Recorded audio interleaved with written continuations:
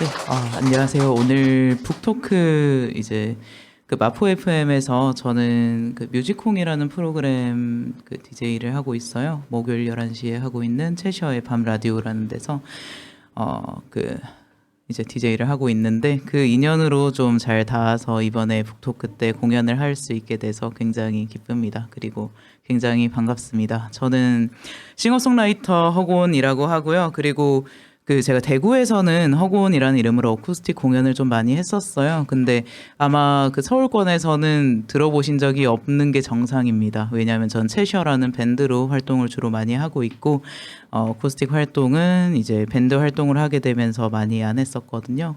그래서 이번에 굉장히 좋은 기회로 오랜만에 혼자 무대에 올라오니까 굉장히 떨립니다. 제 노래 감사합니다. 네, 저는 음악으로 제 이야기를 많이 하는 사람이고 오늘 첫 번째 노래로 들려드릴 곡은 항상 같은 가로등 밑에 앉아있는 고양이라는 곡이에요. 제목이 굉장히 길죠. 이게 좀 트렌디해 보이실 수 있는데 사실 굉장히 옛날에 썼던 음악입니다. 한 10년 정도 전인 것 같아요. 그래서 이 노래를 첫 번째 곡으로 좀 들려드리고 시작해볼까 합니다.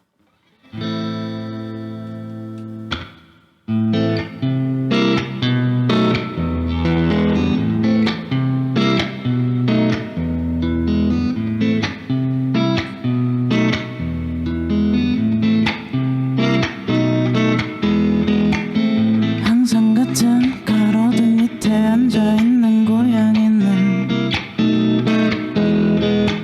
조금만 시선을 줘도 벌써 풀었었네.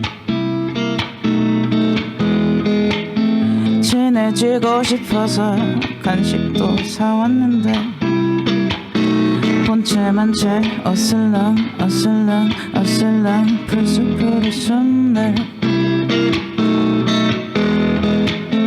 항상 같은 가로등 밑에 앉아있는 고양이는 대체 한 번을 울질 않아. 얼룩 고양이 와서 시비를 걸어도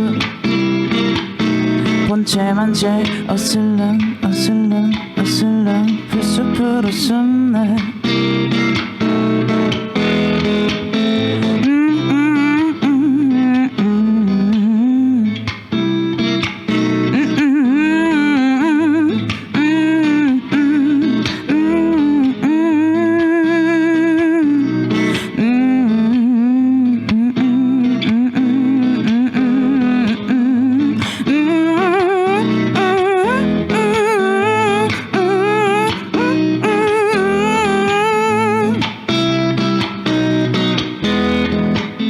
항상 같은 가로등 밑에 앉아있는 고양이는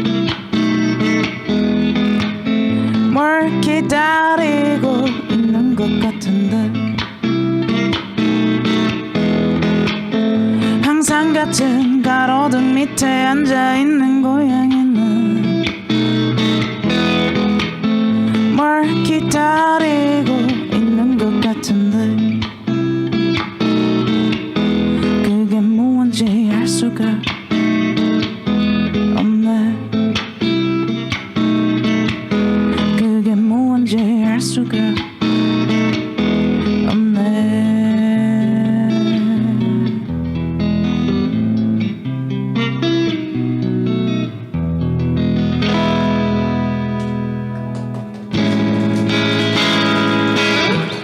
감사합니다.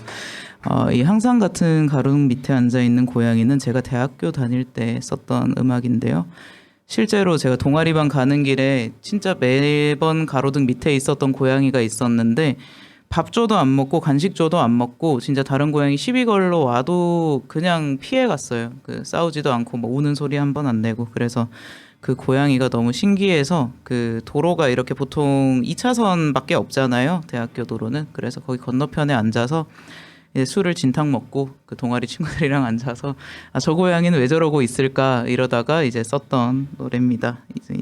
네. 그리고 이제 연달아서 들려드릴 새 곡은요. 제가 그 락밴드를 하고 있다고 했잖아요. 거기서 하고 있는 음악들인데 어쿠스틱 버전으로 좀 준비를 해봤습니다. 근데 기타 혹시 잘 들리시나요? 네, 볼륨 괜찮으세요? 그러면 한번 들려드려 볼게요. 저도 락 음악을 사실 어쿠스틱으로 편곡해서 들려드리는 게 처음이라 잘 될지 조금 기대가 됩니다. 들려드릴게요. 첫 번째 곡은 딥블루라는 곡으로 들려드릴게요.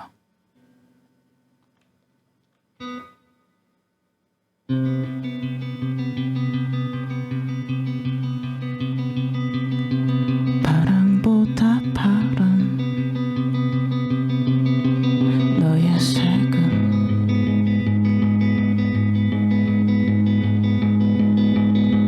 구름처럼 가벼운 삶의 무게에 묻어있네.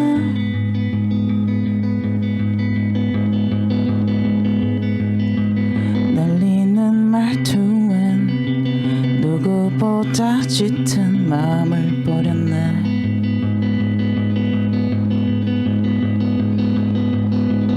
유리잔보다 투명한 눈빛에는 미련이 없네.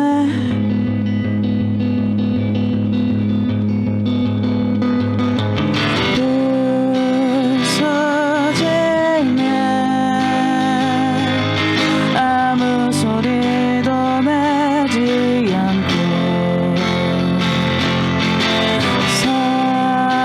사라지네. 어떤 대답도 하지 않고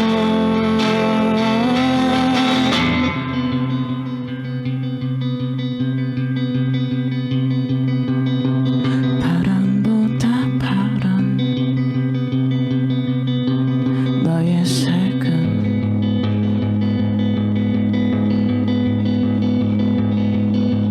바람보다 파란 너의 색은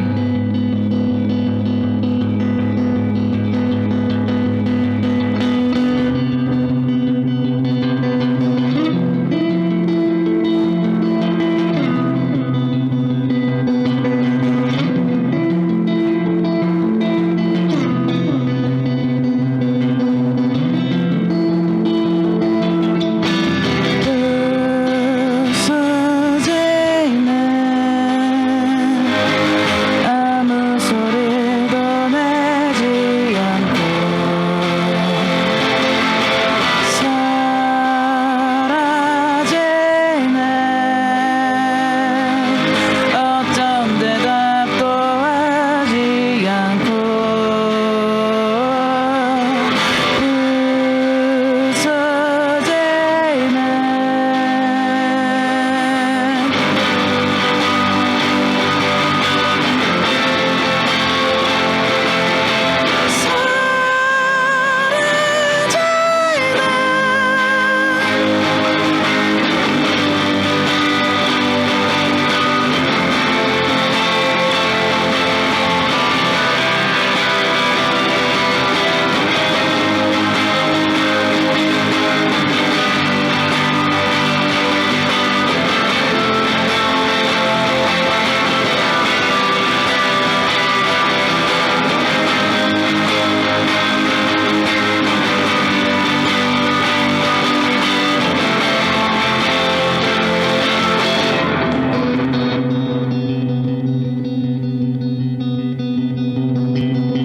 바람보다 파란 바람보다 파란 바람보다 파란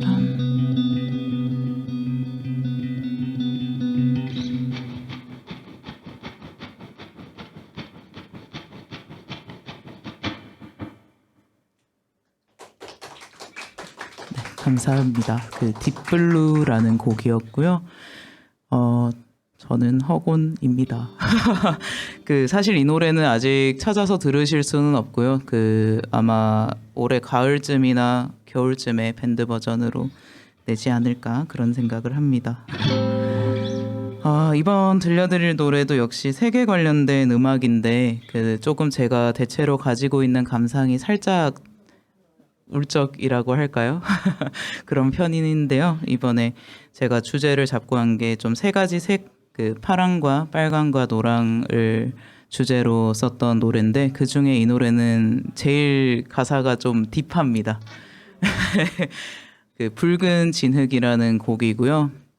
이 노래 가사를 듣고 그 친구들이 되게 감상이 다양하더라고요. 좀 음산하다, 약간 스토커 같다, 막 이런 것도 있었는데 이 노래 가사가 좀 그런 게 있어요. 그 내가 떨쳐냈다 생각했는데 다시 돌아오고 막 계속 나랑 함께 있는 것 같고 이런 가사들이 있는데 사실 제가 이거를 생각하면서 쓴 거는 좀 그 제가 집안이 좀 가난했어서 그래서 이게 좀 직장 다니고 좀 괜찮다 싶었는데도 뭔가 큰일이 생기면 다시 돌아오고 혹은 뭐 나의 우울이나 이런 것들이 좀 괜찮다가도 돌아오고 나한테 좀 묻어있는 진흙들 같다 이런 생각을 하다가 이제 그 붉은 진흙이라는 곡을 쓰게 됐어요. 그래서 제 감상은 살짝 딥하니까 함께 즐겨주시면 감사하겠습니다. 붉은 진흙 들려드릴게요.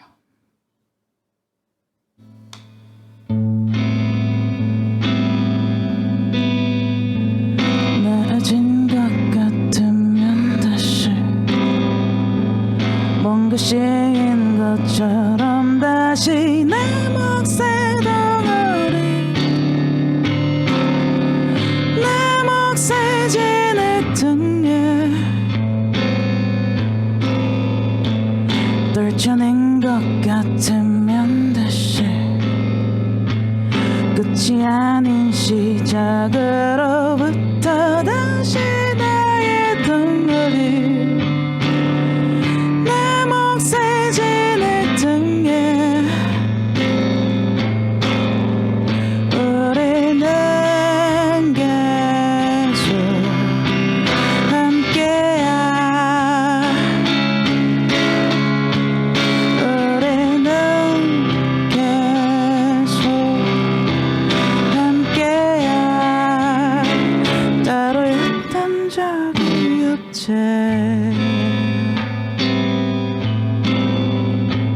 낮은 것 같으면 다시 뭔가 씌인 것처럼 다시 내 몫의 덩어리 내 몫의 진흙 등에 우리는 계속 함께야 우리는 계속 함께야 따로였던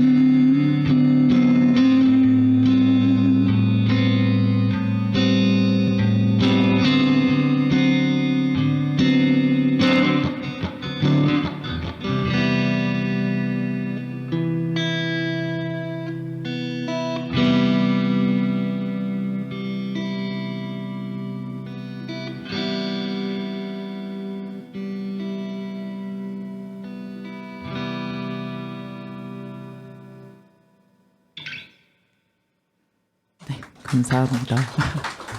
붉은 진흙이라는 곡이었고요. 그리고 그 바로 이어서 들려드릴 이제 색깔 중에 마지막이죠. 노랑이라는 곡인데요. 이 노래는 사실 제가 그 요즘 시국에 적당한 노래가 아닌가 싶습니다. 사실 노래를 쓰기는 그 은행잎이 좀 굴러다니던 가을이었어요.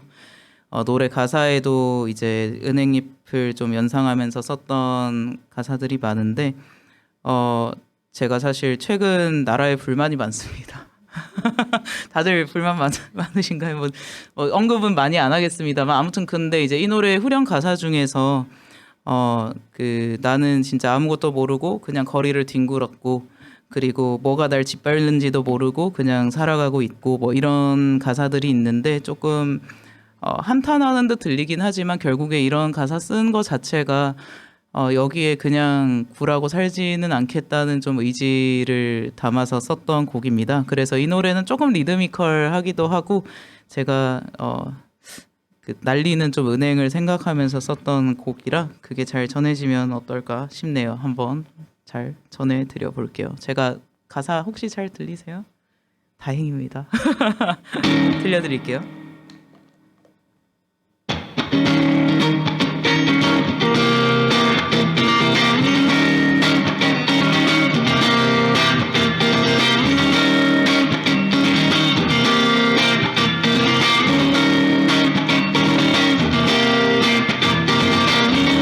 길을 걷는 계절은 어느새 다른 색을 입고 발치에 노란 조각에 박한 이파리 날리네.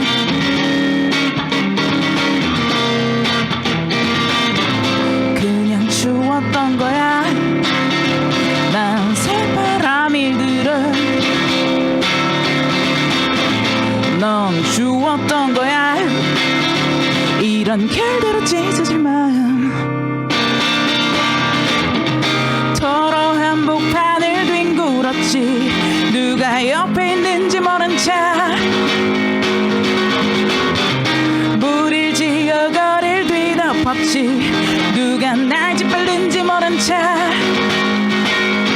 뭐가 변해가는지 모른 차야.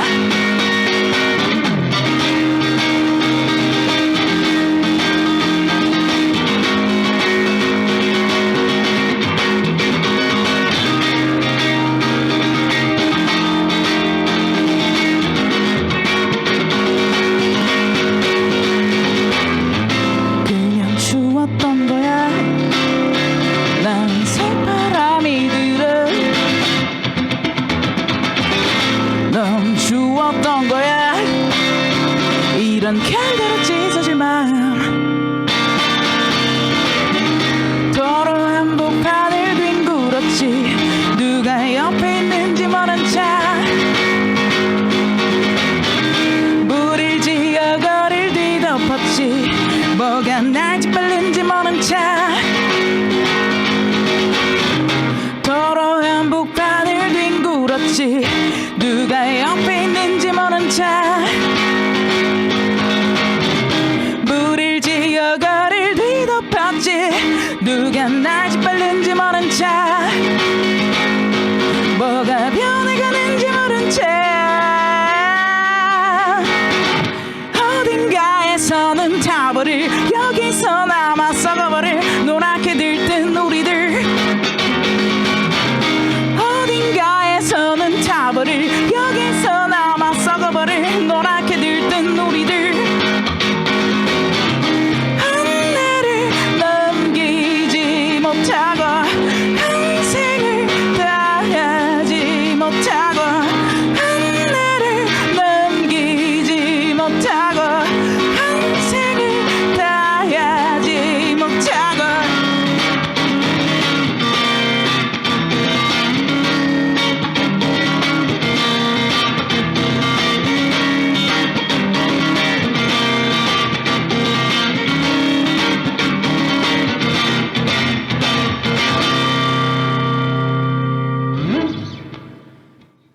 네, 감사합니다. 사실 오늘은 이제 오종길 작가님의 북토크를 기대하고 오신 분들이 굉장히 많을 거예요. 그래서 그 지금 시간이 어떻게 됐죠? 아시는 분? 제가 폰을 저기 두고 왔어요.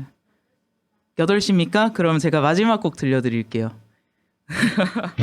사실 이 노래는 되게 최근에 써진 곡이고 그 밴드로도 안 했고 어쿠스틱으로도 공연 한 번도 안 해봤는데 이 노래 가사 중에서 제가 북토크에 꼭 부르고 싶다 해서 좀 다급하게 준비를 해봤습니다. 사실 어제 썼어요.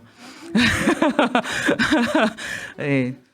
그래가지고 그 어제 쓴 노래를 여러분께 최초 공개합니다. 장마라는 노래고요. 그래도 대충 쓰지 않았으니까요. 노래 가사도 오늘 이 분위기와 잘 어울릴 것 같아서 제가 한번 마지막은 조금 밝게 들려드리고 물러갈게요. 저는 허곤이고요. 그 마포 FM에서 뮤직콩 목요일 11시에 하고 있고 저 말고도 되게 많은 뮤지션 분들이 밤마다 라이브 하고 있고 많이 들어주시면 감사하겠습니다. 그리고 저는 이거 부르고 저희 작가님 곧 나올 수 있도록 잘 마무리해 볼게요. 감사합니다. 저 하나만 더 해도 될까요? 저 허곤이라고 하는데 왜 허곤이냐면 제가 원래 이름이 허고은이에요. 네, 근데 아무도 저를 고은이라고 안 불러주고 심지어 저희 부모님조차도 이제 곱게 예쁘게 자라라라고 해놓고서는 제 플레임 불러줄 때는 화났을 때 다들 비슷하시죠? 그래서 저가 곤이 본명이 아니고 원래 고은입니다. 그리고 저는 그 여성 뮤지션들 데리고 많이 그 공연 기획도 하고 있어요. 그래서 언젠가 또 기회가 되면 또 마포 FM이나 여기 플루토 통해서 만나 뵐 수 있는 기회가 또 있으면 좋겠습니다. 감사합니다.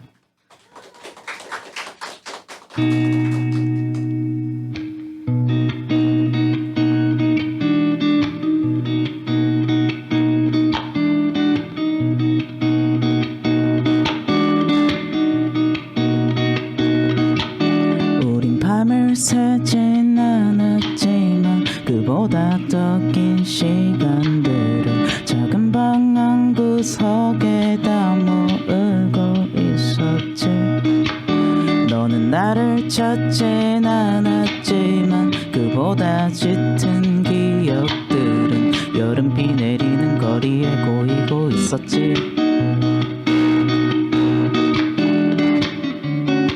몸짓 한 번에 흩어져 버릴 발짓 한 번에 넘어가 버릴 손짓 한 번에 지워져 버릴 다른 마음에 더 씌어버려야 할 일 없는 이 마음은 이름 없는 새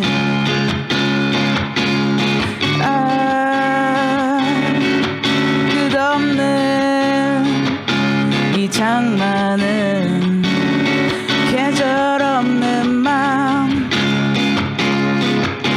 넌 시를 쓰진 않았지만 그보다 예쁜 문장들을 다 쓴 노트 귀퉁이에 모으고 있었지.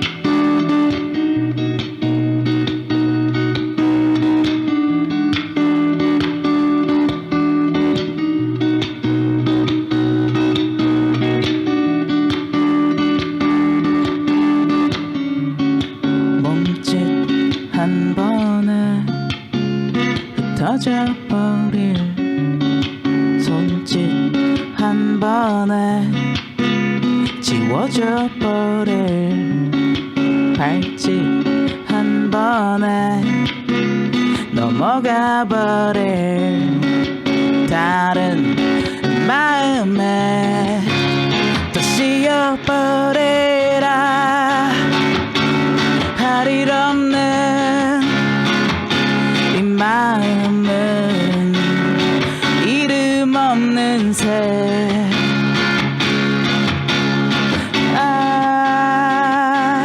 부질없는 이 장마는 계절 없는 맘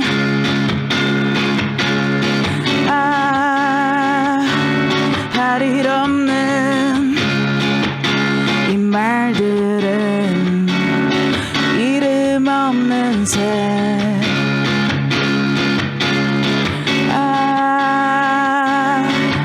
끝없는 이 장마는 계절 없는 마음 넌 시를 쓰진 않았지만 그보다 예쁜 문장들을 다 쓴 노트 귀퉁이에 모으고 있었지 나는 너를 찾진 않았지만 그보다 짙은 기억들은 여름비 내리는 거리에 고이고 있었지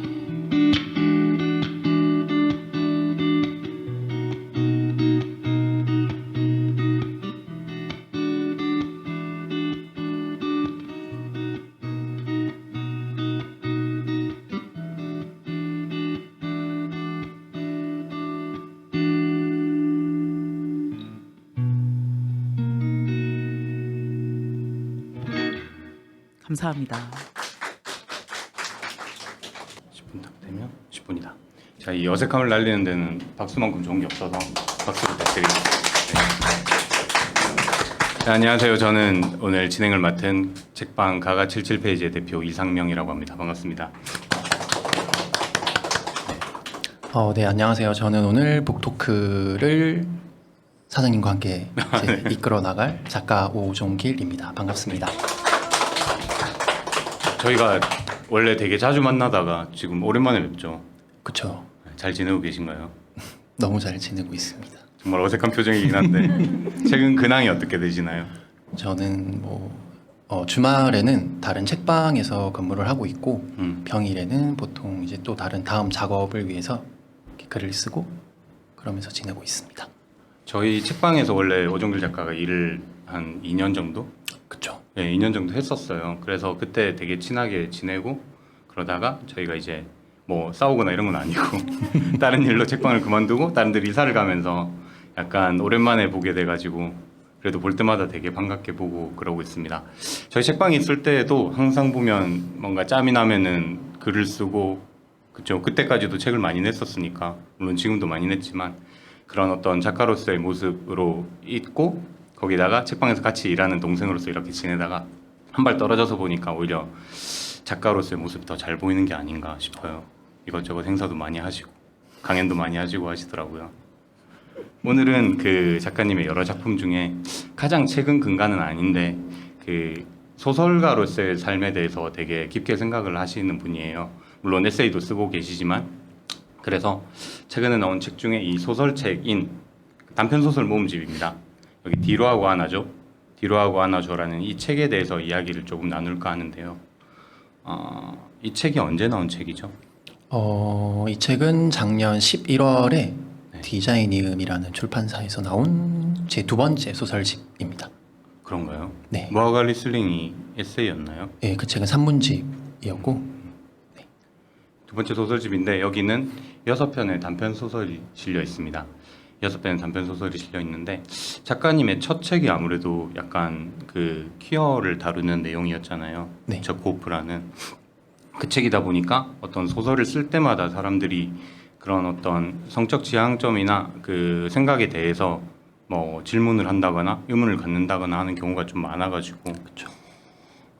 이 책을 제가 읽을 때도 사실은 어떤 내용일지에 대해서 생각을 할 때 그 여러 가지 등장인물이 있는데 이 등장인물을 지칭을 할 때 어떤 성적 지향점, 그나, 그녀나 이런 거를 배제를 하고 이름에 한 글자씩을 따가지고 등장인물을 등장을 시키거든요. 그리고 그 등장인물의 행위나 대사도 약간 모호한 부분이 있게 이렇게 던지는 경우가 있는데 이 부분에 대해서 어떤 의도성이라든지 생각이라든지 이거 좀 말씀해 주시면 좋을 것 같아요. 그쵸. 제가 첫 번째 소설집으로 냈던 게 저크오프라고 퀴어 소설집을 냈어요. 그러고 그거에서 좀 연장선으로 두 번째 소설집을 내고 싶었기 때문에 좀 의도한 바도 있죠. 이게 남성인지 여성인지 명확하게 좀 말하지 않고 읽는 사람에 따라서 남자를 얘기하는 건가 여자를 얘기하는 건가 헷갈리게 했으면 좋겠다 라는 바람도 있었고 그리고 이름을 그렇게 한 글자씩 지은 것도 좀 더 한 글자 안에 들어가 있는 이미지를 주면서도 애매하게 말하고 싶었어요. 뭐 주인공 이름이 현 이런 이름이 있는데 사실 현 한 글자만 말하면 남성을 더 많이 떠올릴 수도 있거든요. 좀 남성적인 글자라서. 그런데 현에 어떤 글자를 붙이냐에 따라서 수현, 주현, 현주 이런 이름은 또 좀 더 여성성이 더 도드라져요. 우리가 들었을 때 그런 것들을 좀 의도한 바도 있죠. 한 글자만 넣어서 각자가 읽으면서 좀 독자들만의 이름을 만들어 봤으면 좋겠다. 혹시 책을 읽으신 분이 계실까요? 네, 책을 읽으신 분이 지금 없는 관계로 와우, 책에 대해서 조금 더 이야기를 했으면 좋을 것 같은데 다행이네요. 네, 다행인가요? 많이 안 읽으셨을 것 같아가지고 네. 오늘 좀 소개해드릴 소설의 일부분들을 다 조금씩 준비해오긴 했어요. 아, 네. 그러면은 그에 앞서서 보통은 이제 이렇게 표지를 만든다거나 제목을 쓴다거나 할 때 이야기를 하고 싶은 바를 최대한 좀 많이 담으려고 노력을 하잖아요. 그러다 보니까 요 뒤로 하고 안 하죠. 요 제목이 어떻게 나오게 됐는지. 아까 말씀해 주셨다시피 총 6편의 단편이 수록되어 있고 이제 첫 번째 수록작이 이 책의 표제작 뒤로 하고 안아줘라는 제목의 소설이에요. 그게 가방이 주인공인 내용이거든요. 책가방, 예, 저희 백팩 말하는 거예요. 표지에 있는 그림처럼 여기 이 있습니다. 백팩이 주인공인데 이렇게 끈이 2개가 있잖아요. 백팩이. 제가 이제 백팩을 의인화한 거죠. 우리가 가방이 둘이서 서로 사랑을 하는데 이제 사람들이 멜 때는 이렇게 뒤로 매잖아요. 이 뒤로 매는 부분 말고 이 바깥 이쪽으로 바라보는 부분이 가방의 얼굴이라고 생각했어요. 그러면 가방들은 끈이 이렇게 생겼으니까 자기들이 서로 사랑해서 안아주고 싶을 때 앞을 보고 안아줄 수가 없는 거예요. 끈을 이렇게 꼬아야 되니까. 그래서 가방이라는 자기 정체성 때문에 서로 사랑하고 안아주고 싶으면은 뒤로 하고 안아줄 수밖에 없다라는 이런 내용을 담은 소설이라서 그게 이 전체적인 내용을 다 아우르기도 하고 하는 내용. 소설이라서 이렇게 표제작으로 잡았어요. 그리고 아까 허구님도 약간 노랑이란 노래가 있었는데 네, 그렇죠. 이 표지 색깔을 노란색으로 결정을 하신 이유가 뭘까? 그건 비밀인가요? 아니요. 출판사에서 이제 여러 가지 시안이 있었는데 제가 처음에 원했던 색깔은 핑크랑 블루였어요. 왜 그랬죠? 이걸 쓸 때 그 2가지 색깔을 계속 생각하면서 썼거든요. 이 책을 쓸 때 집필을 할 때. 그래서 핑크색이랑 연한 파랑, 하늘색 2가지를 써줬으면 좋겠다라고 했는데 그 여러 가지 안 중에서 저는 이 노란색이 제일 마음에 들더라고요. 그래서 노랑으로 사실 하게 된. 저는 그냥 여러 가지 의미를 담은 줄 알았어요. 처음에 볼 때는 아무래도 표지 색깔이라든지 표지 디자인이라든지 하는 게 그 사람들이 책과 만나는 가장 우선순위 되는 거잖아요. 그쵸. 그러다 보니까 이 책을 집었을 때 이 노란색 표지에 끌려가지고 노란색이 담는 의미에 대해서 사람들이 생각을 하면 좋지 않을까라고 하는 게 네, 그냥 제 생각이었습니다. 네, 그닥 중요한 건 아니고요. 작가님 예뻐서 생각이 한 골랐습니다. 280배 중요하니까. 그러면 이 소설이 보면 단편 소설 6가지긴 한데 여기 중에 3편 정도가 이렇게 연작으로 내용이 이어지게 돼 있어요. 물론 하나씩 따로 읽어도 크게 상관없는데 그 줄기를 가지고 가는 뼈대가 좀 이어진다고 해야 되나? 요 3편을 제외한 나머지에 대해서 조금 이야기를 나누고 난 뒤에 3편에 대해서 조금 깊이 이야기를 나누면 좋지 않을까라고 생각을 합니다. 네. 일단은 여기 챕터 1부터 6까지 해서 첫 번째 작품이 뒤로 하고 안아줘. 방금 말씀드린 가방에 대한 이야기였고요. 2번째가 해피투게더, 3번째가 폴링 인 러브, 4번째가 진실도 기쁘길 원하는, 5번째가 풋사과 에메랄드빛 스웨터, 6번째가 종이 인형. 이렇게 6개의 챕터로 나눠져 있고요. 그러면 해피투게더랑 뭐랑 이렇게 연작이 되는 거죠. 2번째, 4번째, 5번째인 해피투게더, 진실도 기쁘길 원하는, 그리고 풋사과 에메랄드빛 스웨터. 그러면은 요 3개에 대한 이야기를 마지막으로 밀어놓고 먼저 폴링 인 러브 요 소설에 대해서 이야기를 좀 나눴으면 하는데요. 네. 어떤 내용인지 간략하게 말씀해 주실 수 있나요? 네, 폴링 인 러브 말 그대로 이제 사랑에 빠지는 그런 내용인데 이게 제일 먼저 써졌던 소설이에요. 제가 첫 번째 소설집을 끝내고 나서 거기에 수록되어 있던 작품 중에 내 삶을 구하지 못한 형에게라는 작품이 있어요. 근데 그 소설이 뭔가 끝맺어지지 않았다라는 느낌이 계속 들더라고요. 책으로 발간을 했는데도 그 잔상이 계속 저에게 남아 있어가지고 그거에 좀 이어지는 내용을 써야 되겠다라고 시작을 해서 이 소설을 가장 먼저 쓰게 된 이 전작과 이제 이어지는 그런 내용의 소설입니다. 근데 단편 소설도 그렇고 어떻게 보면 그 다른 미디어이긴 한데 단편 영화도 그렇고 기승전결이 다 포함되지 않는 경우가 생각보다 꽤 많잖아요. 네. 소설도 단편 소설은 좀 그런 면이 있는 것 같아요. 기승전결보다는 약간 기승에서 끝나는 경우도 있고 아니면은 앞에 내용이 없음에도 불구하고 약간 전결로 이렇게 끝나는 경우도 있고 이 폴링 인 러브 같은 경우에는 그러면 앞쪽에 그러니까 앞에 소설집에 썼던 내용이 어떻게 보면은 기의 영역에 해당하는 건가요? 그렇다고 볼 수 있죠. 그럼 폴링 인 러브에서 이렇게 마감을 짓는. 네. 근데 이것도 완전하게 마무리라고 하기엔 조금 애매하게 끝나지 않나요? 네. 또 이으려고요? 그렇진 않고 간단하게 설명을 드리자면 이게 서간 형식으로 쓰여진 그냥 편지 소설이에요. 그 전작에서 썼던 게 뭐 주인공 A가 사랑했던 연인 B에게 편지 형식으로 이제 말을 하는 거예요. 그런데 그 끝부분에서 이 B가 죽었는지 살았는지 조금 모호하게 끝이 나요. 죽어서 내 삶을 구하지 못한 형에게라고 말을 하는 건지 아니면 단지 그냥 이별한 건지는 좀 애매하게. 그런데 이번 여기에서 이제 B의 입장에서 답장 아닌 답장을 써준 거죠. 그러니까 죽은 건 아니고 이제 서로 이별을 한 이런 상황이다라는 약간 걸 알려주는. 열린 결말이네요. 다시 답장이 이어질 수도 있고 네. 이대로 마지막 편지가 될 수도 있는. 네. 그렇습니다. 폴링 인 러브는 그런 내용이고요. 혹시가 아니지 여러분들 다 소설책 사실 거니까 나중에 사서 읽어보시면은 지금 했던 이야기가 조금 더 기억이 나서 재밌게 읽을 수 있지 않을까라고 생각을 하고요. 그러면 마지막 소설인 종이 인형. 네. 제가 보통 그 종길 작가님 부를 때 종이 인형이라고 부르잖아요. 네. 보시다시피 약간 마르시고 네. 말 안 부르면 날아갈 것 같고 그랬는데 그거하고 관련이 있을까에 앞서서 본인이 작년인가 저한테 이렇게 살찌기 위해 노력한 중이다라고 정말 재수없는 얘기를 하셨는데 성과가 좀 있으셨나요? 조금 있었다가 네. 정말 열심히 노력했거든요. 살을 찌기 위해서 운동도 시작하고 음식도 굉장히 나름 많이 열심히 먹고 했는데 제가 최근에 다쳐가지고 좀 쉬었더니 그대로 다 빠지더라고요. 정말 몇 달 열심히 찌운 게 한 2주 만에. 정말 비효율적인 몸이라 가지고 작게 먹진 않거든요. 항상 보면은 밥도 잘 챙겨 먹고 하는데 살이 안 찌는 것 같은데 그렇게 방심하다가 나이가 들면 어느 순간 갑자기 찝니다. 그렇겠죠. 네. 그럴 것 같아요. 그랬으면 좋겠고요. 살 좀 찌셨으면 좋겠고요. 종이 인형은 어떤 내용일까요? 종이 인형은 실제로 제가 그때 가가 77페이지 일할 때 사장님이랑 또 같이 일하던 동료 누나랑 저를 종이 인형이라고 많이 불렀어요. 그거에서 시작한 내용이에요. 물론 제 실제 뭐 마음을 담은 건 아니지만 이제 여긴 주인공이 종이로 만들어진 어떤 인물이거든요. 그 종이로 만들어졌다라는 게 어떻게 보면은 안 좋은 거잖아요. 남들은 종이가 아니기 때문에 튼튼하고 뭐 불에도 타지 않고 비를 맞아도 금방 마르고 이런데 이 종이로 태어나서 굉장히 말랐고 취약하고 이런 인물이 자기 자신을 이제 받아들이게 되는 그런 내용의 소설이에요. 네, 그렇습니다. 그 소설이라는 게 가상의 내용이긴 한데 대부분의 경우에는 어떤 작가의 삶이라든지 아니면 작가 주변 인물의 삶이라든지 이거를 본인의 어떤 그 생각의 영역으로 버무려 가지고 재탄생시키는 경우가 되게 많잖아요.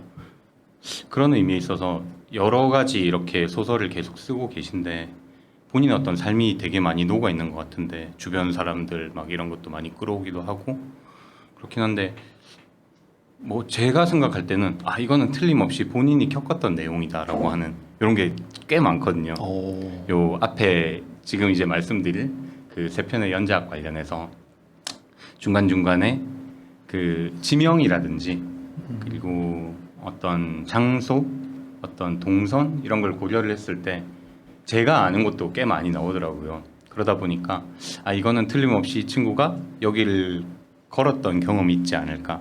그리고 여기에서 만남과 이별을 맞이했던 경험이 있지 않을까라는 생각이 조금 들어가지고 네, 이 소설 그 앞으로 말씀드릴 이 세 편의 연작을 읽으면서 좀 그런 생각을 많이 했는데 요 세 편 해피투게더 그리고 진실도 기쁘길 원하는 그리고 풋사가 에메랄드빛 스웨터 이 세 편에 대한 이야기를 이제 시작을 해보겠습니다.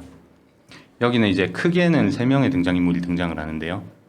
현과 재와 규 이렇게 세 명이 등장을 하죠. 이 소설을 썼던 모티브라든지 아니면 쓰면서 들었던 생각이라든지 이런 걸 좀 말씀해 주실 수 있나요? 말씀해주신 것처럼 제 실제 경험이 들어갈 수밖에 없죠. 아무리 소설이라고 해도 제 이야기가 많이 들어가 있는데 생각보다 제가 실제로 경험한 건 거의 없어요. 특히 새 연작에는 새 연작뿐만 아니라 다 제 경험은 거의 없고 그냥 제가 가본 공간을 빌렸다 정도가 전부고 나머지는 그냥 다 지어낸 이런 이야기. 아예 베이스가 없이 지어낸. 거의 없어요. 거의 아예 없는 것 같아요. 근데 이게 장면 장면을 묘사하는 거는 좀 구체적이어가지고 저는 경험이 있지 않을까라고 혼자 착각을 했습니다. 네. 있을 수도 있죠. 네. 있긴 있으니까. 여튼 세 편 이야기를 뭐 간단하게 축약해서 말씀드리자면 인물이 총 4명이 나오긴 해요. 현, 규, 재, 윤희. 윤희는 별로 많이 나오진 않고 이제 현과 규와 재 3명이 거의 이끌어가는 내용인데 이 연작 3편 중에 첫 번째 해피투게더는 현과 규의 사랑 이야기예요. 둘 다 남자고 이들이 처음 만나서 이 사랑이 조금 더 점점 깊어져 가는 이런 관계를 담은 게 첫 번째 이야기 해피투게더. 그리고 두 번째 이야기 진실도 기쁘길 원하는 애는 이제 이 현의 친구 재가 나와요. 재는 여자고 그리고 이제 재의 연인 윤희가 나와요. 얘는 또 여자예요. 이 여여 커플에 대한 이야기랑 이 현과 재의 우정 그리고 사랑도 나와요. 이 둘이 원래 고향 친구였거든요. 학창 시절에 연인이었어요. 남녀가 연인이었다가 대학생이 되고 여여 커플이 되고 나중에 남남 커플이 되는 거죠. 그래서 이 둘에 대한 이야기도 나오고 마지막 세 번째 연작 푸사과 에메랄드 비스웨터에는 이제 계속 현과 규의 사랑이 이어지는 지속되는 이야기랑 그리고 그들 곁에 있는 재의 이야기 그리고 윤희는 나오진 않는데 이 소설 속에서 현이 소설가예요. 그래서 실제로 이루어지지 못했던 재와 윤희의 사랑을 소설로 써줘요. 그 둘의 사랑이 이루어지는 소설이 또 소설 안에서 소설로 나옵니다. 라고 하면 설명이 좀 됐을까요? 너무 어렵나요? 이름이 어려워서 괜찮죠? 칠판 있으면 이렇게 그려가면서 하면 좋은데. 그렇죠. 여기다 그릴 수는 없으니까. 이게 뭐지 읽다 보면 느끼는 건데 사실 그 종길 작가님의 어떤 문체라고 해야 되나 이런 게 본인의 어떤 개성이 좀 있긴 해요. 개성이 있긴 한 게 이 여기 책에 실려 있는 소설뿐만이 아니라 다른 소설도 어떤 그 무정형의 그러니까 사람이 아닌 존재에 대해서 인격을 부여하는 경우가 꽤 많고요. 그리고 어떤 성적 지향점 이런 거를 구체적으로 묘사하지 않는 경우가 많고요. 그리고 또 하나 느끼는 점은 조금 끈적하다고 해야 되나? 어떤 그런 땀 냄새 이런 게 조금 느껴지는 게 있어요. 예를 들어서 어떤 스킨십이 있다고 했을 때 이거를 그 저희가 드라마에서 TV에서 보는 것 같은 경우에는 좀 뭐 약간 스킨십이 진해질 것 같을 때 카메라가 다른 데로 간다거나 뭐 이런 식으로 되는데 조금 더 구체적으로 묘사를 하되 이거를 좀 깊게 길게는 묘사는 잘 안 하는 편인데 약간 끝나고 난 뒤 어떤 그런 상황이 끝나고 난 뒤 스킨십 같은 게 끝나고 난 뒤의 상황을 묘사를 하면서 그 과정에 있었던 어떤 땀을 서로가 서로를 행복하게 하기 위한 도구로서의 땀 그리고 역할을 다한 것으로서의 땀 이런 거를 조금 묘사를 하시는 것 같은데 본인이 그 사람과 사람 사이의 어떤 만남을 대하는 태도에 있어서 그 스킨십이라고 하는 게 맞을 것 같은데 요거를 거의 꼭 넣는 이유가 뭐가 있을까요? 그러니까 단순하게 말씀드리자면은 요거를 그냥 이렇게 했다라고 끝내는 게 아니라 그 작은 코드긴 한데 어떤 성인의 시선과 성인이 되지 못한 언어덜트의 시선과 사이에서 어떤 택하는 게 있으면 꼭 성인 쪽으로 많이 택하시는 것 같은데 본인이 그런 거에 대해서 좀 생각을 해보시면서 써본 적이 있는지 저는 좀 궁금했거든요. 그러게요. 왜 야한 게 계속 들어가냐 이런 질문이 꼭 야하진 않아요. 그러니까 장면 자체가 묘사가 그렇게 야하진 않으니까 그렇죠. 묘사를 그렇게 야하게 하시진 않으니까 보통은. 그런데 뭔가 일이 있었다 둘 사이에 요거를 항상 나타내시려고 노력을 하시는 것 같아가지고 그게 좀 궁금했습니다. 그러게 왜 그럴까요? 네. 그러니까 뭐 사람이 사람을 만나고 사람이 사랑을 하고 하는데 필수 요소 중에 하나가 스킨십이 될 수도 있고 뭐 그런 식의 어떤 수단으로서 사용하실 수도 있고, 그게 아니라고 하면은 단순하게 어떤 본인이 표현하기에 가장 편한 거, 둘 사이에 이런 스킨십이 있었다고 하면은 아무래도 서로 간에 교감이 있었다, 요거를 갖다가 나타내기 위한 도구로서 조금 더 편하게 활용하기 위해서 하셨지 않을까라는 생각이 있어가지고 이건 한번 물어보고 싶었어요. 개인적인 의문입니다. 준비되지 않은 의문이기 때문에 이렇게 답할 때 좀 당황을 그쵸. 하고 계신데. 그런 것 같아요. 저라는 사람에게 음. 그런 스킨십이 굉장히 중요한 것 같아요. 뭐 연인뿐만 아니라 전 친구들끼리도 스킨십 하는 걸 굉장히 좋아하고 네. 중요한 것 같더라고요. 예전에는 그걸 그렇게 좀 막 잘 하지 못했어요. 좀 낯간지럽고 부끄럽잖아요. 가족끼리 막 포옹하고 또 남자애들인데 친구들끼리 막 안아주고 막 사랑해 막 이런 말을 잘 안 하잖아요. 저도 이제 경상도 사람이라 더 툭툭 말하고 뭐 되게 다정하게 말 잘 안 하는 것 같아요, 친구들끼리. 네. 그런데 좀 더 나이가 들고 성인이 되고 이러면서 그런 되게 별거 아닌 것 같은 말 한마디 혹은 그냥 악수라든지 진짜 그냥 아무렇지 않은 것 같은 포옹 한 번이 큰 위로가 되는 것 같기도 하고 그래서 좀 그런 스킨십이 중요하다라는 생각이 저에게 있는 것 같아요. 그러니까 이 코로나 시대를 거치면서 사람이 사람에게 조금 물리적 거리를 다가간다는 게 점점 쉽지 않아지잖아요. 그렇죠. 그러다 보니까 소설이나 영화에서도 사실은 묘사가 약간 저어되는 부분이 있는 것 같아가지고, 그럼에도 불구하고 그 시기에 썼던 소설도 항상 이렇게 스킨십을 넣으시는 거에 대해서 어떤 본인이 스킨십을 좀 중요하게 생각하고 있지 않나라고 그냥 생각을 해봤고요. 이건 그냥 제 생각이고요. 네. 그 3편의 연작 소설에서 이렇게 어떤 사랑의 방향성이라고 해야 되나? 그러니까 헤어지고 난 뒤에도 다시 친구로서 지낸다거나 계속해서 연락을 주고받는다거나 이런 관계에 대해서 또 조금 생각을 해봤으면 좋을 것 같은데, 사람이 이렇게 만나서 서로의 관계를 이어가다가 이게 이제 사랑으로 번졌을 때, 그리고 그 사랑이 번짐이 마무리되어 가지고 헤어짐이 왔을 때, 그 헤어지고 난 뒤에도 관계를 계속 이어나갈 수 있는지, 요거 이제 소설 좀 안에서? 소설뿐만이 아니고 본인도 그게 좀 궁금합니다. 저는 개인적으로 그러진 않거든요. 네. 그런데 소설 안에서는 그렇긴 하네요. 보통 그런 얘기를 더 많이 쓰는 것 같아요. 그리고 이 오늘 소개해드릴 주로 얘기할 그래서 연작 3편에서도 그 현과 제가 고등학생 때 연인이었다고 말씀을 드렸잖아요. 이걸 다 읽어보면 그런 내용들이 있긴 한데 이제 현은 원래 이제 동성애자였고 쟤도 원래 동성애자였던 거예요. 그런데 그거에 대해서 둘 다 잘 몰랐던 거고 제가 조금 더 어른이라고 저는 생각했어요. 보통 여자분들이 조금 더 이제 빨리 크잖아요. 2차 성징도 빨리 오고 좀 더 생각도 많이 하는 편이고 이러니까 좀 자연스럽게 쟤라는 인물을 만들 때 그랬던 것 같아요. 이 친구는 뭔가를 좀 알고 있었기 때문에 현의 근처에 늘 머무르면서 좀 이야기를 많이 해줘요. 이랬다 저랬다. 그리고 대학생이 돼서 얘가 윤희를 만나는 모습을 보고 현이 아 저게 사랑이구나를 깨달아요. 이 둘이 연인이었을 때에는 사실 그냥 친구와 별반 차이는 없는 거죠. 그랬다가 이 둘의 모습을 보고 아 사랑이라는 건 저런 거구나를 깨닫고 나중에 조금 더 나이가 들어서 자기의 사랑을 찾아가는 이런 이야기로 이어지기 때문에 네. 좀 우정과 사랑 그 사이에서 이렇게 좀 연결이 되어 있는 것 같아요. 오히려 이렇게 관계가 여러 가지 복합적으로 되어 있다 보니까 그쵸. 하나의 관계가 끊어지더라도 다른 관계로 이어질 수 있다. 네. 이런 느낌인 것 같습니다. 저는 이제 책에 대한 이야기는 사실 뭐 크게 더 할 게 없는 게 예고편 6개를 한 느낌이라서.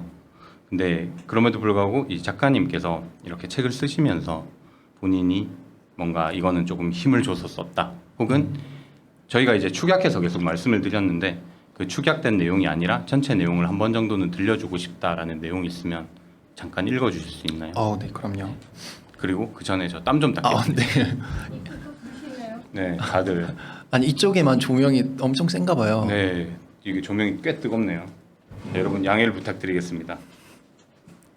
아니 이렇게 얘기를 하다가 한 번씩 이렇게 보는데 땀 점점 땀이 줄줄 흐르지? 네, 그렇습니다. 원래 땀이 많기도 한데요. 지금 네네. 다행히 제가 화장을 안 해가지고 물티슈로 닦아도 별로 티가 안 날 것 같아요. 조명이 꽤 뜨겁네요.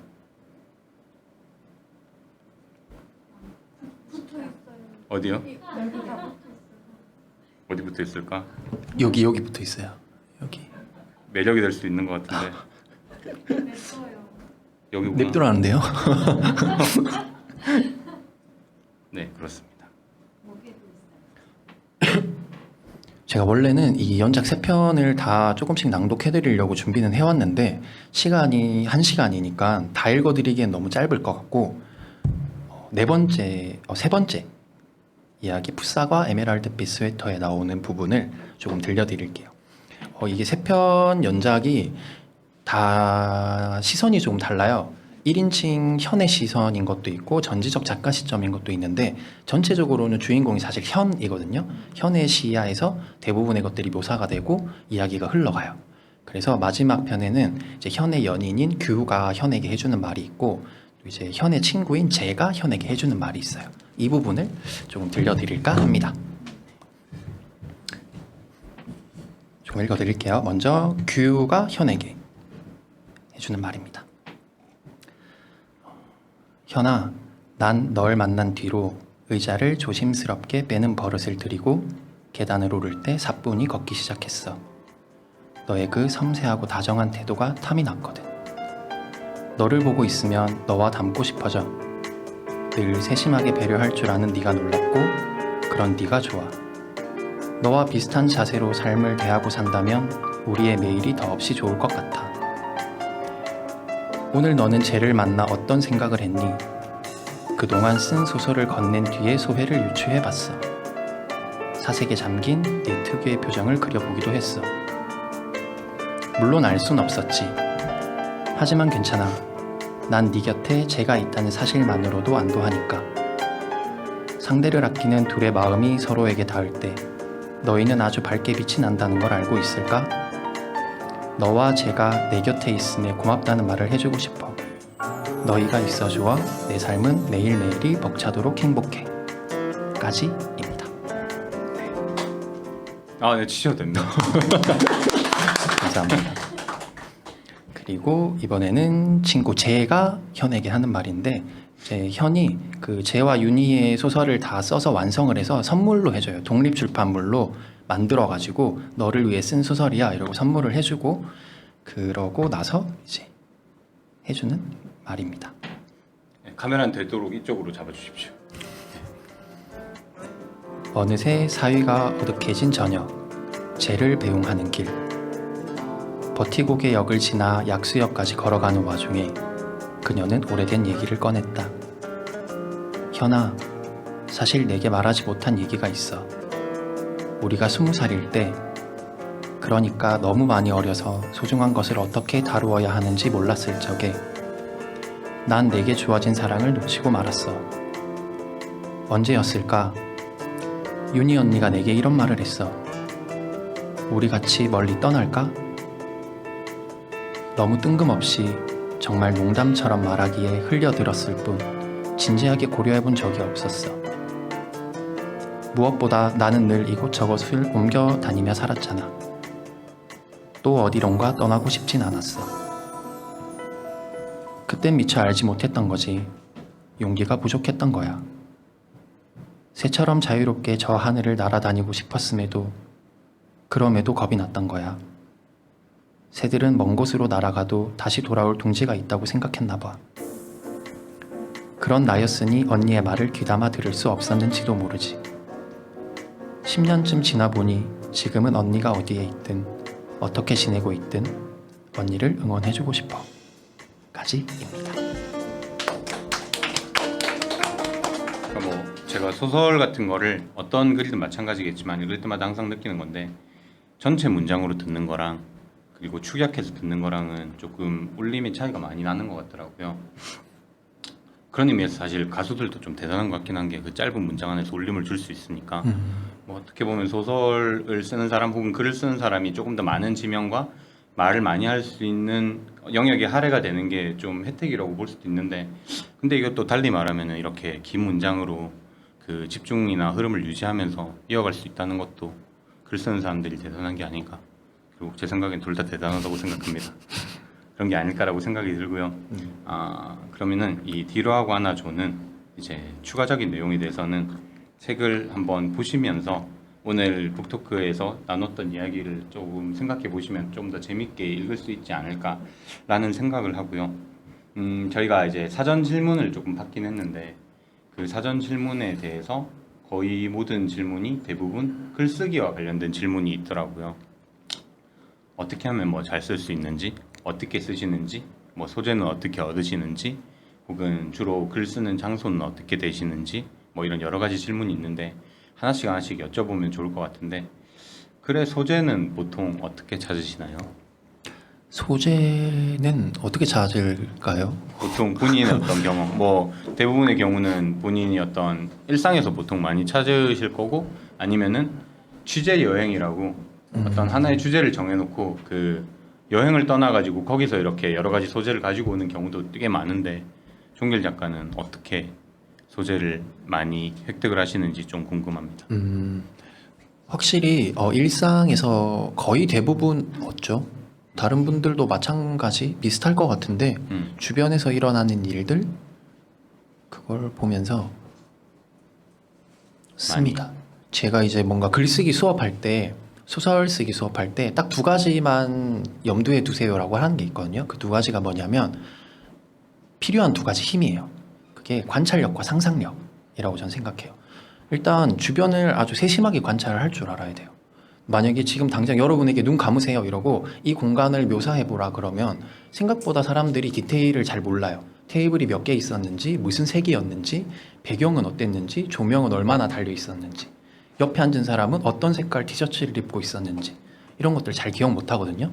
그런 걸 되게 세심하게 관찰을 하면서 글감을 얻기도 하고, 그리고 그걸 근데 사실 그대로 옮겨 쓰면은 이제 에세이가 되는 거잖아요. 내 경험을 쓰는 거니까 이제 그 내가 그린 장면을 가지고 상상을 하는 거예요. 눈을 감고 내가 그렸던 거에다가 이야기를 하나씩 더 하는 거죠. 내 옆에 앉아 있다가 방금 뛰쳐나간 분은 어디서 전화가 왔길 뛰쳐나갔을까? 그 전화에 대해서 상상하는 거예요. 지금 딸한테 전화가 왔어. 돈을 달래. 근데 그게 보이스피싱이야. 이런 상상을 하면서 이야기를 하나하나 이렇게 더해 나가는, 저도 마찬가지로 주변에서 뭔가 본 것들을 막 굳이 저거에 대해서 써야 해 이런 것도 있지만 이게 잊혀지지 않고 계속 남는 것들이 있어요. 이거는 왜 자꾸 기억에 남지? 뭔가가 있나? 내가 쓰고 싶은 게 있나? 이런 생각을 상상을 더해보면서 글감을 찾는. 약간 인상 깊었던 잔상에 본인의 상상을 더해가지고 그걸 스토리로 이렇게 풀어내신다는 말씀이신 거죠? 그쵸. 그러면은 보통 이렇게 소재가 하나 있으면 그 소재를 중심으로 해서 앞뒤에 이렇게 이야기가 붙게 되는 거잖아요. 보통은 그렇게 해서 하나의 소설이 완성이 되고 그거를 이렇게 생각의 영역을 확장하는 방식으로 쓰신다. 네. 라고 이해하면 될까요? 네. 그러면은 글은 주로 어디서 많이 쓰세요? 저는 이제 뭐 작업실이 따로 있는 건 아니니까 카페에서 많이 쓰고요. 집에서는 작업을 일절 안 하려고 하기 때문에 거의 대부분 카페. 어릴 때부터 소설가를 되게 생각을 하신 걸 알고 있는데 첫 데뷔는 에세이 산문집으로 하셨잖아요. 네. 따지고 보면은 네. 왜 그랬을까요? 아, 왜 그러셨을까요? 그러게요. 왜죠? 왜일까요? 나는 보통의 삶을 네. 사는 조금 특별한 사람이고 싶다라는 산문집으로 이렇게 데뷔를 하셨는데, 그때 북토크할 때 제가 들었던 내용은 본인이 이렇게 소설은 계속 쓰고 있다. 먼저 쓴 것도 소설이고 지금도 계속 쓰고 있는데 조금 늦게 시작한 산문집이 먼저 나온 이유에 대해서는 같이 일한 사람이 있기 때문에 라고 저는 들었던 것 같아요. 맞아요. 까먹고 있었네요. 맞아요. 2017년에 네. 첫 독립 출판물을 냈는데 네. 그때 이제 그림을 그리는 친구랑 함께 작업을 한 책이어가지고 그 친구가 이렇게 많이 이끌어줬어요. 좀 리더십이 있는 친구여가지고 작업하자. 내가 책 만들어줄게. 책 만들자. 이래서 자연스럽게 그 친구랑 함께한 작업이 첫 책으로 나오게 됐네요. 독립출판물로. 네. 그러니까 이게 작업이라는 게, 글이라는 게 물론 모든 창작이 마찬가지겠지만 처음에 시작하기가 되게 힘들어요. 처음에 시작하기가 되게 힘든 게, 물론 본인은 계속 혼자서 작업을 할 수도 있는데 이걸 세상에 내놓기까지에 생각보다 많은 시간이 걸리거든요. 이 생각보다 많은 시간이 걸릴 때 정말 사소한 계기로 혹은 작은 계기와 작은 용기로 세상에 나오는 경우가 있어요. 물론 오정글 작가 같은 경우에는 그래, 같이 작업을 했던 어진 작가 때문에 조금 더 빨리 세상에 나올 수 있었는데, 근데 저는 대부분의 경우에 책방을 지금 이제 한 6년 정도 운영을 하면서 그 책을 낸 작가분들이 두 번째 책을 내는데 되게 큰 어려움을 겪는 거를 많이 봤거든요. 첫 번째보다 두 번째가 더 어렵다라고 저는 생각을 해요. 왜냐하면 하나의 어떤 작품을 냈을 때 그만큼 본인의 눈이 높아지고 본인이 본인을 보는 눈이 생각보다 많이 높아져요. 자기가 자기 스스로에게 허들을 만들어 가지고 이 허들을 뛰어넘지 못하면 나는 이라는 거. 그러니까 어떻게 보면 소포모 징커스하고 마찬가지인 건데 첫 번째를 뛰어넘지 못하는 두 번째 작품에 대해서 생각보다 시간이 많이 걸려서 첫 책을 낸 분이 두 번째 책을 못 내는 경우가 꽤 많은데 종길 작가는 그래도 꾸준히 이렇게 책을 내고 있잖아요. 그래서 두 번째 책을 냈을 때의 마음 이거를 좀 듣고 싶습니다. 두 번째 책을 냈을 때 그때 저는 첫 번째 책을 냈을 때는 직장이 있었고 다른 일을 하고 있을 때였고 두 번째 책을 냈을 때에는 직장을 그만뒀을 때인데 그건 이제 또 웜그레이 앤 블루 출판사에서 나온 거고 그때 제가 좀 힘들어했어요. 직장을 잃기도 했고 물론 그만둔 거지만 저는 이제 그 업을 더 이상 하지 않겠다라고 생각을 하고 그만두고 나온 상태였거든요. 그 업이 뭐였나요? 이제 요식업이었죠. 저는 전공이 한식을 전공해서 요리를 원래 하던 사람이어가지고 이제 레스토랑에서 일을 하다가 그만두고 나와서 좀 힘들어할 때 이제 거기서 제안을 해준 거죠. 같이 책 내보자. 이래서 좀 해소의 창구로 그때는 많이 쓸 수 있었던 것 같아요. 뭔가 두 번째 책에 대한 뭐 압박, 부담 이런 것보다 좀 자연스럽게 두 번째, 세 번째 책을 썼던 것 같고 좀 그런 나에게 부담이 되는 거는 오히려 소설로만 따졌을 때는 두 번째 소설집이 그랬던 것 같아요. 요거요? 네. 첫 번째 저 곡 쓸 때는 그럼 가볍게 쓰셨던 건가요? 그런 건 아니지만 첫 번째 소설집을 내고 나니까 내 눈에 너무 보이잖아요. 내 글의 단점들, 왜 이렇게 했을까, 부족한 것들이 보여서 더 잘하고 싶은 욕심도 생기고 뭔가 부담도 되고 이래서 두 번째 낼 때 좀 더 고민을 많이 했어요. 그렇게 되더라고요. 몰랐던 것들이 보이니까. 네. 그럼 아예 그냥 그 에세이, 그러니까 산문집과 소설과 영역을 분할해서 어떻게 보면 생각할 수도 있는 부분이네요. 네. 그러니까 같은 양수를 쓰는 사람 같은 경우는 어쨌든 같은 산문집이었고 그 뒤에 이제 뭐 무화과 리슬링이라든지 이런 작품들이 계속 나올 수 있었던 거는 어떻게 보면은 좀 쉽게 나왔는데 오히려 이 본인이 본업으로 하고 싶어했던 소설가로서의 두 번째 책 뒤로 하고 하나조가 좀 시간이 걸렸던 거는 아무래도 아까 제가 말씀드렸던 부분이 일정 부분 반영되지 않았을까라고 생각이 듭니다. 세 번째 소설책도 준비하고 계신 건가요? 네. 어떤 내용인지 약간 스포가 가능할까요?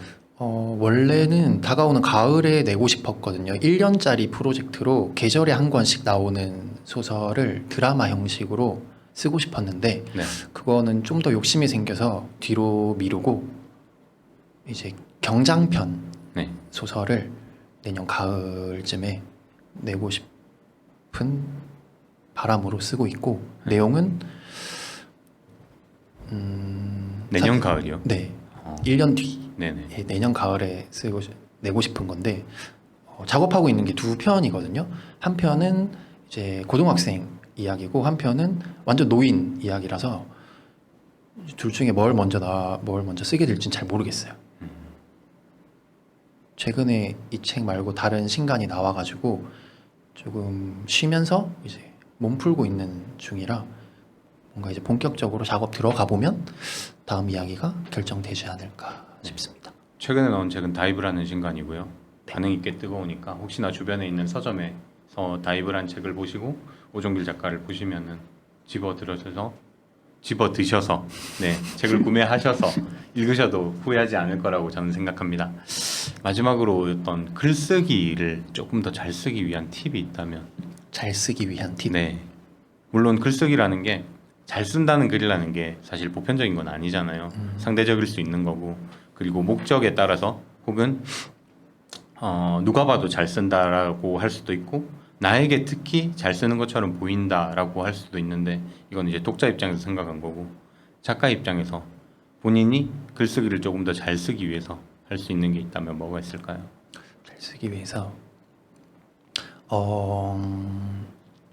내가 쓰고 있는 글에 어울리는 뭔가 이미지 혹은 사운드를 찾으면 도움이 되는 것 같아요. 왜냐면 이게 사람들이 쓰면서 계속 헷갈리게 되는 게 실제 생활을 하는 나랑 글을 쓰는 나는 사실 조금 다르거든요. 이 내 실제 하는 모든 걸 이 글에 담을 수는 없잖아요. 인간은 그렇게 단순하지가 않고 복잡한 생각에 있잖아요. 하나를 가지고 지금 이 순간에 100% 저한테 막 집중할 수는 없잖아요. 뇌를 100% 써서 지금 뇌 안에 저녁 뭐 먹지? 집에 가서 맥주 한잔 마실까? 이런 생각 할 수도 있는 거고, 이 모든 걸 글 안에 담으면은 아무런 흐름이 맞지가 않아요. 그냥 똥이죠. 그러니까 내가 지금 쓰고 싶은 글, 내가 쓰려고 하는 글과 어울리는 이미지 혹은 사운드를 찾아서 이제 글을 쓰는 나로 바꿔야 돼요. 태도를. 실제 하는 나는 잠깐 옆에다 두고 지금 나는 글을 쓰는 나야. 이 글 안에 내가 무엇을 담고 싶어 하고 어떤 말을 할 거야 라는 거를 계속 나를 만들어야 돼. 글을 쓰는 나를 만든다? 또 다른 자아인가요? 좀 이만한 나 안에 있는 조그만한 자아만 떼우는 거죠. 이 내가 그대로 와가지고 룰루리랄라리 이렇게 쓰는 게 아니라 뭔가 내가 우울한 글을 쓰면은 조금 이렇게 우울한 사운드의 음악을 들을 수도 있는 거고, 좀 그런 영화를 한번 보고 그 감상으로 써볼 수도 있는 거고. 전 실제로 항상 작업할 때마다 노래를 정해놓긴 해요. 그래서 제가 뭐 에세이집 보면은 노래들이 많이 들어가 있어요. 네. 노래를 소개해주는, 이 책을 쓰면서 들었던 노래들. 그리고 뭔가 이미지도 많이 찾기도 하고, 그걸 보면서 이제 몰입을 하는 거죠. 지금 내가 어디에 들어가야 하는지. 특히 소설은 허구의 이야기니까 더더욱 그런 것 같아요. 다이브하는 거네요. 그쵸? 저희가 이제 준비한 거는 사실 여기까지긴 한데, 여기 앉아 계신 분들에게도 좀 뭐 저희가 이야기를 하는 걸 들으면서 궁금한 내용이 있다거나 조금 더 깊이 알고 싶은 내용이 있다거나 이런 게 있으시면은 말씀해 주시면은 저희가 대답할 수 있는 선에서 네. 정해두려고 하는 편인데 요즘엔 사실 잘 못하고, 한창 작업에 조금 몰입한다 이러면은 다른 것들을 좀 안 해요. 친구들을 안 만난다거나, 뭔가 카페에서 아까 글을 쓴다고 말씀드렸잖아요. 새로운 카페를 가지 않아요. 늘 가는 카페에 똑같은 시간에 가서 그냥 계속 글을 써요. 그냥 이제 이 패턴을 만드는 거죠, 사실. 이곳에서 이 이야기를 쓸 거다. 거기에만 앉으면 자연스럽게 그 이야기와 좀 동화될 수 있게끔 좀 비슷한 시간대에, 그리고 안 써줘도 계속 앉아 있으려고 하고 좀 그러는 편입니다. 좀 다른 내용일 수도 있는데 글은 좀 많이 쓰는 거를 못 이기는 것 같기는 하더라고요. 대부분의 작가님들 같은 경우에 물론 정말 천재라서 본인이 쓴 글이 아주 효율적으로 책 안에 들어갈 글만 쓰시는 분들도 정말 가끔은 계실 수가 있는데, 대부분의 경우는 본인이 일상생활을 하면서 써놨던 글 중에 이렇게 모아가지고 좀 다듬고 이래가지고 엑기스만 뽑아서 이렇게 책으로 나오는 경우가 꽤 많거든요. 그래서 좀 많이 쓰는 거 좋지 않을까 라는 생각은 듭니다. 맞아요. 많이 써봐야 알죠. 이게 너무너무 당연한 말이라 가지고 저도 많이 까먹거든요. 왜냐면 이게 너무 귀찮고 힘들고 이러니까 조금 게을러지게 되고 덜 하게 되잖아요. 그런데 저도 최근에 운동을 시작하면서 저도 저에게 PT를 알려주는 PT 쌤이 있으니까 너무나도 당연한 말을 저에게 하는 거예요. 회원님, 제가 아무리 알려드려도 다음날 나와서 본인이 복습하지 않으면 이게 몸에 익지 않아요. 근육이 생기지 않아요. 너무 맞는 말이잖아요. 이걸 계속해야 근육이 더 생기고 이 기구를 내가 잘 다루게 되고, 글쓰기도 마찬가지거든요. 어떻게 해야 좋은 문장이 나올지를 뭐 100번 책에서 보고 어디 강연 가가지고 들으면 뭐 하겠어요. 안 해보면은 내 몸에 익지 않아서 안 되는 것 같아요. 많이 써보는 건 확실히 큰 도움이 되는 것 같습니다. 네. 글을 글을 왜 쓸까요? 그러게요. 대부분 다 그런 것 같아요. 자기가 하고 싶은 말이 있으니까. 제가 어떤 소설가 분이 했던 말인데 이게 너무 맞는 말인 것 같아가지고 자주 인용하는데, 다른 장르도 마찬가지겠지만 그분은 이렇게 말했거든요. 모든 소설가들은 결국 자기가 하고 싶은 단 하나의 이야기를 하기 위해서 계속 소설을 쓴대요. 결국에 하고 싶은 얘기는 하나인 거예요. 뭔가 뭐 단어 하나로 뭐 사랑에 대해서 말하고 싶어요 이러기에는 조금 너무 광범위한 단어잖아요.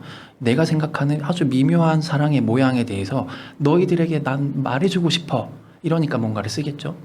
다 똑같은 것 같아요. 저도 뭔가 제가 하고 싶은 이야기가 있으니까 계속 글을 쓰는 거지 않을까 라고 생각을 해봅니다.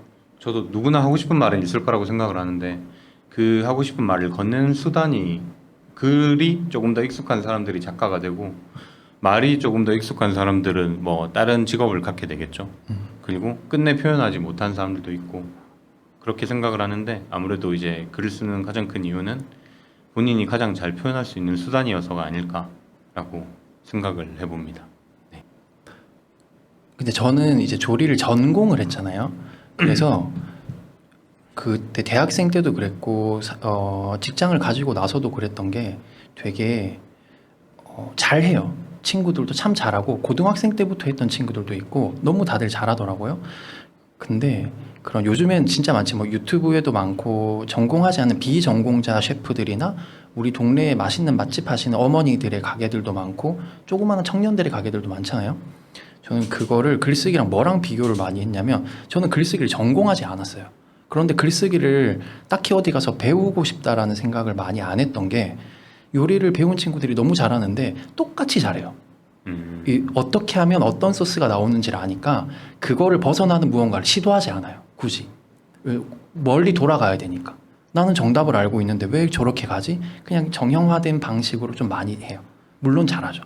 근데 그냥 잘했다 이고 그런 비전공자들의 어떤 음식을 맛보면은 와 이건 뭘 어떻게 했길래 이런 맛이 나지? 이런 게 있더라고요. 그래서 저는 글쓰기도 좀 그런 마음을 가지고 쓰거든요. 주변에 뭔가 제가 글쓰기 수업을 하거나 이럴 때에도 그냥 다 자기 직장 있고 뭐 자기 생활 있는 분들이 글을 한 번씩 쓸 때 너무 어렵다 부담스럽다 이러는데 그분들만이 할 수 있는 또 글이 있어요. 당신이라서만 쓸 수 있는 문체, 당신 안에만 있는 이야기들 그것들을 좀 이렇게 끄집어낼 수 있는 오히려 보면 더 좋은 위치에 놓여 있는 거죠. 그걸 전공하지 않았으니까.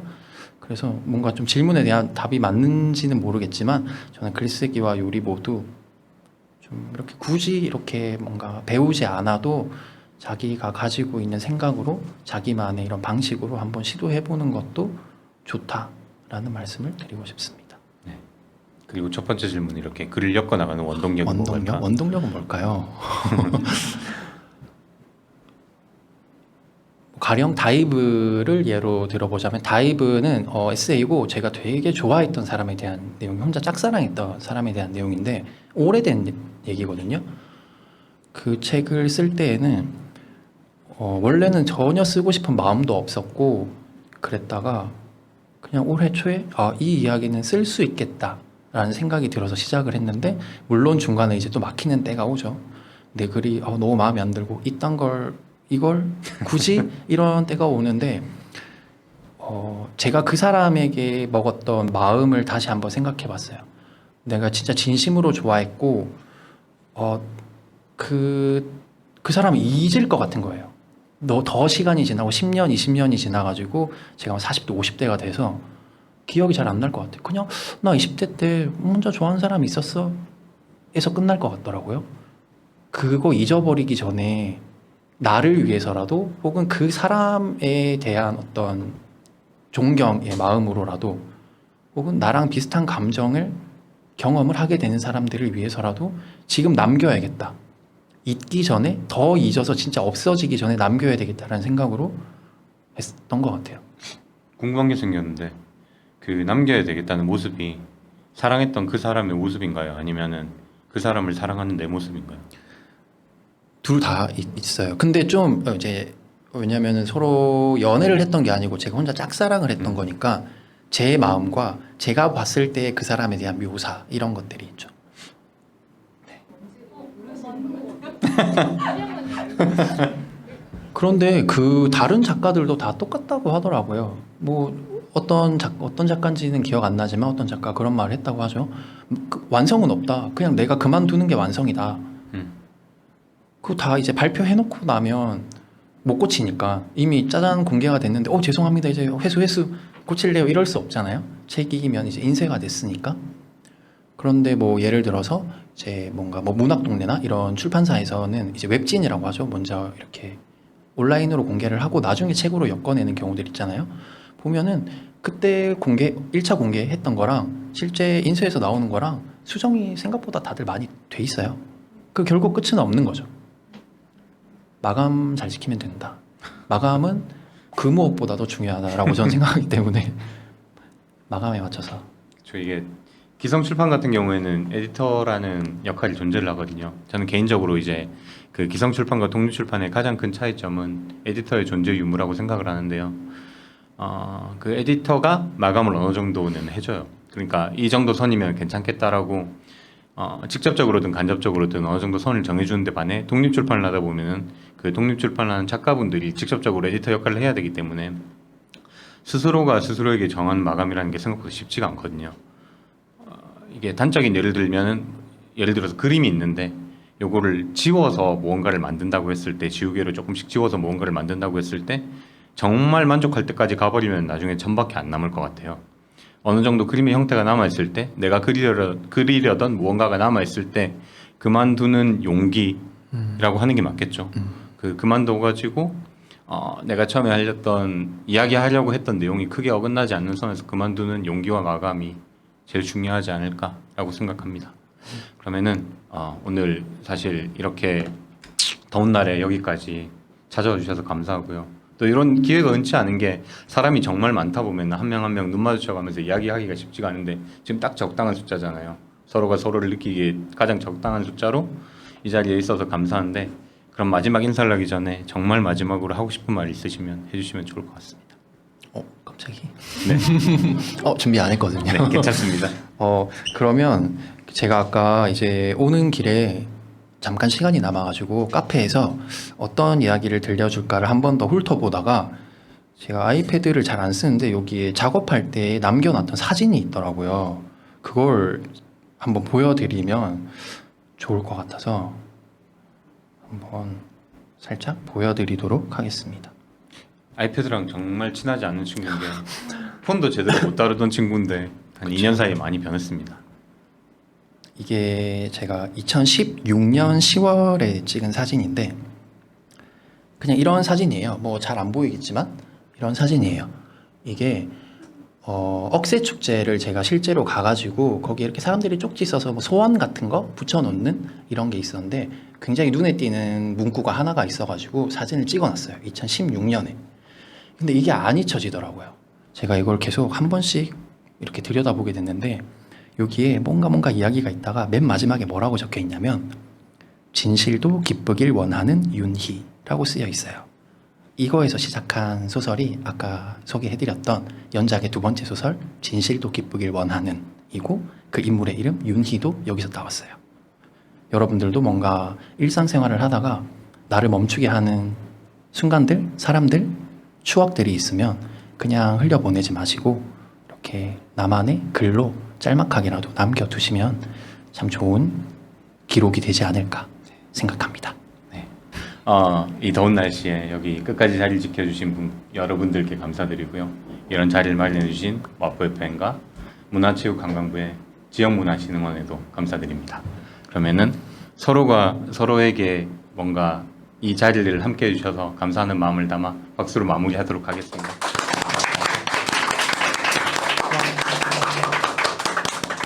네, 끝났고요. 혹시나